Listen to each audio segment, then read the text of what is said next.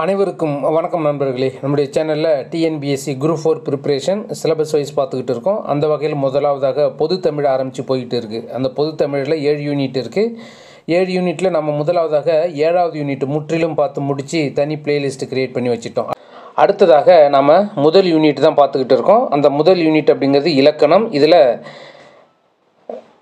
25 வினாக்கள் இருக்குது. இந்த இலக்கணத்தில் இந்த 25 வினாக்களில் 2 தலைப்பு என்ன அப்படின்னா, ஒன்று எழுத்து, மற்றொன்று சொல். இதில் நம்ம முதலாவதாக சந்திப்பிழை, வல்லினம், மிகுமிடம், மிகாமிடம் பார்த்தோம். இரண்டாவதாக புணர்ச்சி விதிகள் பார்த்தோம். இதெல்லாம் தெரிஞ்சால் தான் பிரித்து எழுதுக, சேர்த்து எழுதுக பார்க்க முடியும் அப்படின்னு பார்த்துருந்தோம். அதெல்லாம் பார்த்து முடிச்சதுக்கு பிறகு குறில் நெடில் வேறுபாடு பார்த்துட்டோம். லகர லகர ழகர வேறுபாடு பார்த்துட்டோம். நகர நகர வேறுபாடு பார்த்துட்டோம். ரகர ரகர வேறுபாடும் பார்த்துட்டோம். அடுத்ததாக இன்றைய காணொலியில் நம்ம பார்க்க இருக்கிறது என்ன அப்படின்னா, இன எழுத்துக்கள் அதனுடைய தகவல்களை இன்றைய காணொலியில் பார்க்க இருக்கிறோம். இந்த பாடக்குறிப்புகள் நம்மளுடைய பொது தமிழ் பாடக்குறிப்பு கிட்டத்தட்ட ஒரு 450 பக்கங்களை கொண்டது. இந்த 450 பக்கங்களை கொண்ட பாடக்குறிப்பை நாம் 200 ரூபாய்க்கு பிடிஎஃபாக சேல்ஸ் பண்ணுறோம். தேவைப்படும் தேர்வர்கள் நம்மளுடைய வாட்ஸ்அப் நம்பருக்கு மெசேஜ் அனுப்புனீங்கன்னா நான் எங்களுடைய அகாடமியோடைய QR கோடை நான் உங்களுக்கு அனுப்புகிறேன். அதில் அமௌண்ட் அனுப்பிட்டு உங்களுடைய பிடிஎஃப் மெட்டீரியலை நீங்கள் வாங்கிக்கலாம். நாம் தமிழ் எழுத்துக்கள் படிச்சிருப்போம். தமிழ் எழுத்துக்கள் அப்படிங்கிறது எவ்வளோ? உயிர் எழுத்து 12, மெய் எழுத்து 18, ஆயுத எழுத்து 1, மொத்த எழுத்து 247 படிச்சிருப்போம்ல. அது தமிழ் எழுத்துடைய வகைகள் பார்த்துருப்போம். ஆனால் அதில் இனவெழுத்து அப்படின்னா என்ன, அது எப்படி இருக்கும் அப்படிங்கிறது நமக்கு ஒரு சந்தேகம் வருதா? இன எழுத்துக்கள் அப்படின்னா இனத்தை சேரும் அப்படிங்கிற ஒரு பழமொழி நம்ம பார்த்துருக்கோம். அப்படின்னா எந்த எழுத்து எதோடு சேரும் அப்படிங்கிறதுக்குன்னு ஒரு சில விதிகள் அப்படிங்கிறது வரையறுத்து இருக்கிறாங்க. இது இதோட தான் சேரும், இது இதோட சேராது. ஒருவேளை அப்படி சேர்ந்து வந்துச்சுன்னா அது தமிழ் மொழியாக, தமிழ் சொல்லாக இருக்காது அப்படிங்கிறது தான். அப்போ இன எழுத்துக்கள் அப்படிங்கிறது இருக்கக்கூடிய தமிழ் எழுத்துக்களில் உயிர் எழுத்து, மெய் எழுத்து, உயிர்மெய் எழுத்து, ஆயுத எழுத்து அப்படி பாகுபாடு இருக்குது. அதில் எது எதோடு சேரும் அப்படிங்கிறத வரையறுத்து இருக்கிறாங்க. அந்த வரையறையை நம்ம இப்போ பார்க்க போகிறோம். சில வார்த்தைகளில் நமக்கு இந்த சொல்லுக்கு பிறகு அடுத்தது எழுத்து என்ன வரும் அப்படின்னு சந்தேகம் வந்துச்சுன்னா இதை பயன்படுத்தணும் அப்படின்னா அந்த தவறை நம்ம செய்ய மாட்டோம். தவறை சரி செய்யறதுக்காக தான் இந்த இன எழுத்து அப்படின்னு சொல்கிறோம். அடுத்தது ஒரு சில கொஷின் பார்த்தோம் அப்படின்னா அதனுடைய வரையறையே நமக்கு வினாவாக வந்திருக்கும். அதனால் நம்ம கொடுத்துருக்கிறது அன்வான்ட் வேர்ட்ஸ் எதுவுமே மேக்ஸிமம் கொடுத்துருக்க மாட்டோம். ஒவ்வொன்றுமே ஒரு மதிப்பெண்கள் கொண்டதாக இருக்கும் நம்மளது. அப்போ அந்த வகையில் பார்க்கும்போது இதனுடைய வரையறை பார்க்குறோம். சில எழுத்துகளுக்கும் இடையே ஒலிக்கும் முயற்சி, பிறக்கும் இடம் ஆகியவற்றில் ஒற்றுமை இருக்கும். அதுதான் அங்கே சொல்கிறது. சில எழுத்துகளுக்கு இடையே ஒலிக்கும் முயற்சி, பிறக்கும் இடம், இந்த இதில் சில ஒற்றுமைகள் இருக்கும். அப்போ எந்தெந்த பிளேஸ் அவங்க பார்க்குறாங்க? ஒலிக்கும் முயற்சி, பிறக்கும் இடம், இது முக்கியமானது. மதிப்பெண்ணாக வர்றதுக்கான வாய்ப்புகள் அதை தான் சொல்லியிருந்தோம். வரையறையில் இருந்து கூட வினாக்கள் வருவதற்கான வாய்ப்புகள் இருக்குது. அதுதான். அடுத்ததாக இவ்வாறு ஒற்றுமை உள்ள எழுத்து தான் நம்ம என்னன்னு சொல்கிறோம்? இன எழுத்து அப்படின்னு சொல்கிறோம். அந்த இன எழுத்தினுடைய வகைகளை எப்படி பிரிக்கிறோன்னா, ஒன்று மெய் எழுத்தின் வகை, மற்றொன்று உயிர் எழுத்தின் வகை அப்படின்னு 2ஆக பிரிக்கிறோம். மெய் எழுத்துகளின் வகை இனங்கள், இன்னொன்று உயிர் எழுத்துகளின் இனங்கள் அப்படின்னு 2ஆக பிரிக்கும். அப்போ மெய் எழுத்து அப்படின்னா மெய் எழுத்தையை நம்ம 3ஆக பிரிச்சிருப்போம். என்ன அப்படின்னா வல்லினம், மெல்லினம், இடையினம் அப்படின்னு 3ஆக பிரிச்சிருப்போம். ஞாபகம் இருக்குங்களா? அப்படி 3ஆக பிரித்ததில் வல்லினம் மெல்லினத்தோடு தான் சேரும் அப்படின்னு சொல்லுவாங்க.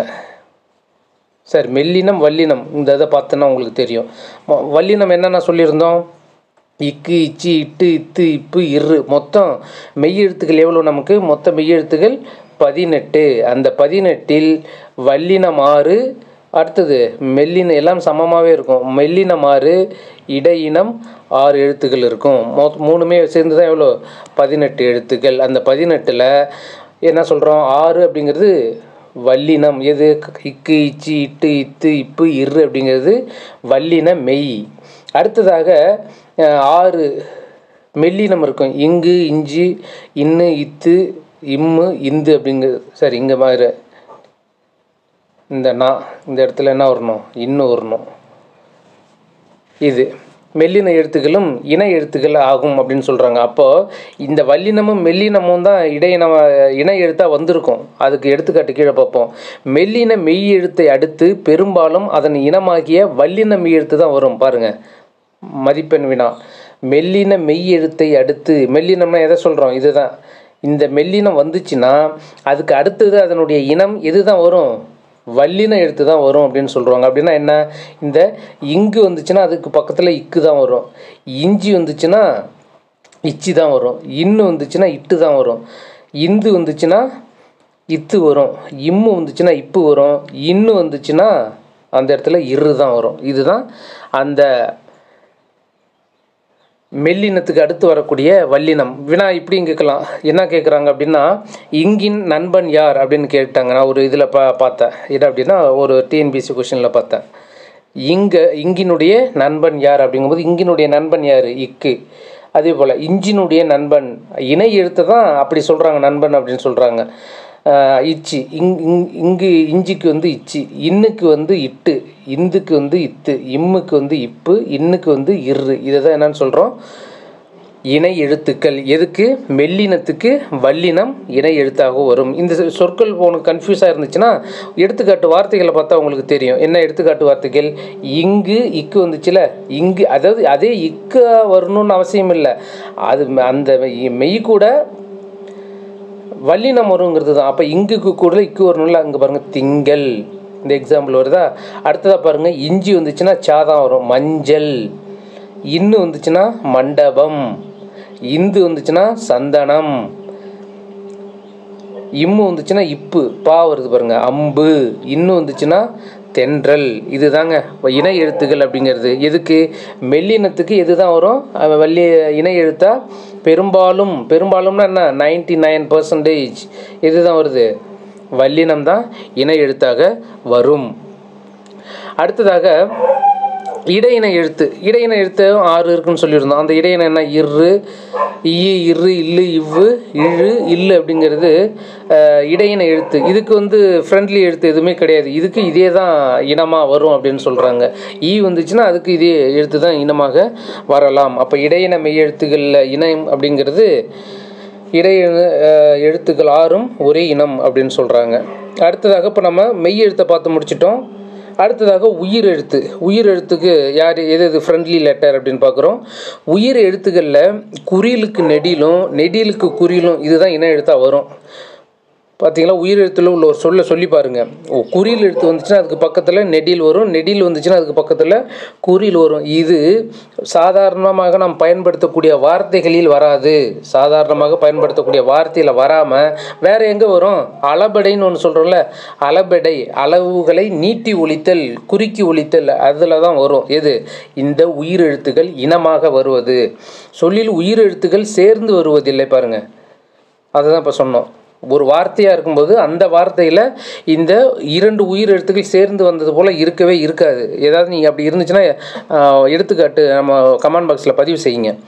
சாதாரண சொற்களில் நாம் பயன்படுத்தக்கூடிய சொற்களில் உயிர் எழுத்துக்கள் என்ன? குறிலும் நெடிலும் சேர்ந்து வந்தது போல் இருக்காது. சரி, அப்போ எப்படி வரும் அப்படின்னா அளபெடையில் மட்டும்தான் இந்த உயிர் எழுத்துக்கள் சேர்ந்து வரும். அளபடைனா என்ன சொல்ல வரோங்க பாருங்கள். ஓதல் வருதா? ரெண்டுமே உயிர் எழுத்து தான். ஊம், தழி அப்படிங்கிறது இது போன்ற சொற்களில் தான் இது என்ன வரும்? உயிர் எழுத்துக்கள் வரும் அளபடையில்.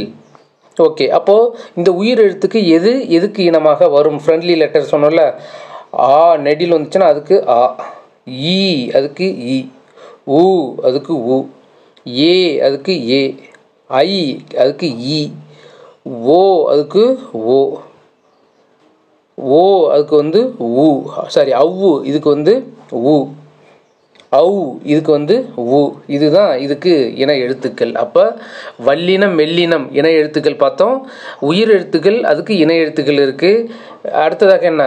இடை இனத்துக்கு எது இல்லைன்னு சொன்னோம்? இன எழுத்துக்கள் அதுதான் அப்படின்னு சொல்லியிருந்தோம். அடுத்ததாக தமிழ் எழுத்துக்களில் இன எழுத்து இல்லாத ஒரு எழுத்து இருக்குது. அது என்ன எழுத்துன்னா ஆயுத எழுத்துக்கு இன எழுத்து இல்லை அப்படின்னு சொல்ல வராங்க. இது முக்கியமான வினா, தேர்வில் எதிர்பார்க்கலாம்னு நினைக்கிறேன். தமிழ் எழுத்துக்களில் ஆயுத எழுத்துக்கு மட்டுமே இன எழுத்துக்கள் இல்லை. இன எழுத்துக்கள் ரொம்ப அதிகபட்ச தலைப்பெல்லாம் இல்லை. இது நிறைய நம்ம வினாக்கள் கொடுக்கறதுல தான் இருக்குது. இதனுடைய வினாக்கள் அப்படின்னு பார்க்குறோம், சில கொஷின் வைஸ் பார்க்குறோம் அப்படின்னா, சில எழுத்துக்களுக்கு இடையே ஒலிக்கும் முயற்சி, பிறக்கும் இடம் ஆகியவற்றில் ஒற்றுமை உண்டு. இவ்வாறு ஒற்றுமை உள்ள எழுத்துக்கள் டேஷ் எனப்படும். சொன்னல டெஃபினேஷனே வினாவாக வர்றதுக்கான வாய்ப்புகள் இருக்குது அப்படின்னு சொன்னோம்ல, அதுதான் என்னன்னு சொல்கிறோம், இணை எழுத்துக்கள் அப்படின்னு சொல்கிறோம். 6 வல்லின மெய் எழுத்துகளும் 6 மெல்லின மெய் எழுத்துகளும் டேஷ் எழுத்துக்கள் எனப்படும். என்னது? இணை எழுத்துக்கள் எனப்படும். சொற்களில் மெல்லின மெய் எழுத்தை அடுத்து பெரும்பாலும் அதன் இனமாகிய எது வரும்? மெல்லினம் வந்துச்சுன்னா அதுக்கு இனமாக வல்லினம் தான் வரும். அடுத்தது, கீழ்கண்டவற்றுள் இணை எழுத்துகளில் பொருந்தாதவற்றை தேர்ந்தெடுத்து எழுதுக. என்ன இணை எழுத்து? இப்போ நம்ம இணை எழுத்துக்கள் பார்த்தோம். என்ன, இங்கோடைய ஃப்ரெண்டு இக்குன்னு சொன்னோம், இஞ்சோடைய ஃப்ரெண்டு இச்சின்னு சொன்னோம் வந்திருக்கு. மண்டபம், சந்தனம், இதெல்லாம் இணை எழுத்துக்கள். அடுத்ததாக பாருங்கள், அம்பு இம்மு வந்துச்சுன்னா இப்பு வரும், இன்னு வந்தால் இரு வரும்னு சொன்னோம். தென்றல், மூணுமே கரெக்டாக தான் வந்திருக்கு. ஆனால் விளையாட்டு, இட்டு வந்துச்சுன்னா அதே தான் வந்திருக்கு பாருங்கள், டா தான் வந்திருக்கும். அப்போ இது இணை எழுத்து இல்லை. இல்லு இதுக்கு நம்ம இணை எழுத்து சொல்லியிருந்தோம். என்ன தவறு அப்படிங்கிறத நீங்களே அனலைஸ் பண்ணி பாருங்கள். கல்வி அப்படிங்கிறது இல்லு வந்து எதில் வருது? வல்லினத்தில் வருதா மெல்லினத்தில் வருதான்னு பாருங்கள். இல்லு வந்து வல்லினமா மெல்லினமா? பாருங்க, இடையினத்தில் வரும் இல்லு. அப்போ இடையினத்துக்கு எது இணை எழுத்து? அதே தான், ஒரே இனம் அப்படின்னு சொல்கிறோம். அப்போ இதில் இணை எழுத்து அப்படிங்கிறதுக்கு வேலை இல்லை. அப்போ இதுதான் தவறுதலானது, கல்வி விளையாட்டு அப்படிங்கிறது. அடுத்ததாக, கீழ்காணும் கூற்றை கவனித்து அது வந்து சரியா தவறா அப்படின்னு சொல்கிறோம். கூற்று 1, மெய் எழுத்துக்களைப் போலவே உயிர் எழுத்துக்களிலும் இணை எழுத்துக்கள் உண்டு. சரியா? நம்ம பார்த்துருந்தோம், மெய் எழுத்தில் இருக்குது, அதே போல் உயிர் எழுத்துலையும் இருக்குன்னு சொன்னோம். உயிர் எழுத்துக்களில் குறிலுக்கு நெடிலும் நெடிலுக்கு குறிலும் இணை எழுத்துக்களாகும். பாருங்கள், கரெக்ட் தானே ஸ்டேட்மெண்ட்டு? அதனால தான் வரையறையை தெளிவாக பாருங்கள் அப்படின்னு சொல்கிறது. இது போன்ற இந்த கூற்று, காரணம், ரீசன், அதுக்கு வந்து இந்த வரையறை கண்டிப்பாக நமக்கு தேவைப்படும். இதுக்கு மட்டும் இல்லை, எல்லாத்துக்குமே சரி. நம்ம கொடுத்துருக்கிற மெட்டீரியலில் எங்கேயுமே அன்வான்ட் வேர்ட்ஸு, அன்வான்ட் லைன்ஸு கொடுக்கறதவே இல்லை. அதையும் அதை கன்ஃபார்மாக சொல்கிறேன்.